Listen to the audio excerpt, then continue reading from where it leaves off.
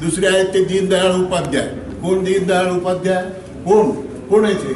आहे का नाव आहे कुणाला माहिती? दीनदयाळ उपाध्याय लोकसभेच्या एका मतदारसंघात कुठेतरी निवडून आलेला माणूस एक दिवस जनसंघाचा अध्यक्ष झाला आणि त्यांनी एम.एन. रॉय यांनी रॅडिकल ह्युमॅनिझम या नावाची एक कल्पना मांडली होती. त्याच्या आधारे यांनी रॅडिकलच्या जागी इंटिग्रेटेड आणि ह्युमॅनिझम शब्द पुढे कायम, त्याच्यावर आधारित त्यांनी इंटिग्रेटेड ह्युमॅनिझम या नावाचं काहीतरी गौडबंगाल सांगितलं. ते जाऊ द्या. ह्या दीनदयाळ उपाध्यायच्या आधीचे बलराज मधो या नावाचे जनसंघाचे नेते होते. इंदिरा गांधीच्या काळात ते लोकसभेवर पण निवडून आले होते. त्यांचं एक आत्मचरित्र आहे, 3 खंडातलं आत्मचरित्र आहे.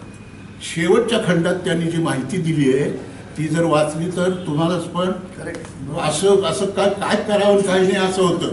त्यांनी असं लिहिलंय की दीनदयाळ उपाध्याय यांचा जो खून झाला तो खून बाळासाहेब देवरस, अटल बिहारी वाजपेयी आणि तिसरे एक जनसंघाचे नेते या तिघांनी मिळून नाना देशमुख, बाळासाहेब देवरस आणि अटल बिहारी वाजपेयी या तिघांनी कट करून तो खून केला असं बलराज मधुक यांनी त्यांच्या पुस्तकात लिहिलंय.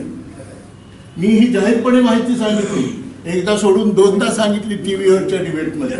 अजून कुणीही त्याचं डिनायल दिलेलं नाही किंवा माझ्यावर खटला पण भरला नाही.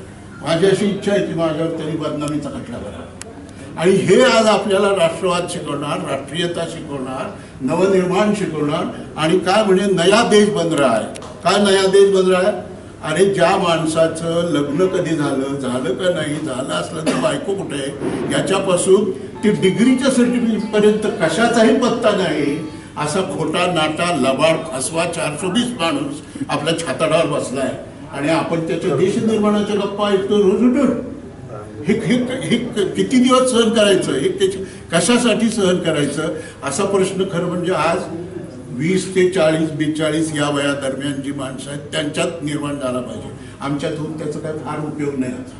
पण जे या देशाच्या भवितव्याचे भले बुरे मालक आहेत त्यांच्यामध्ये ही भावना निर्माण होण्याची आवश्यकता आहे.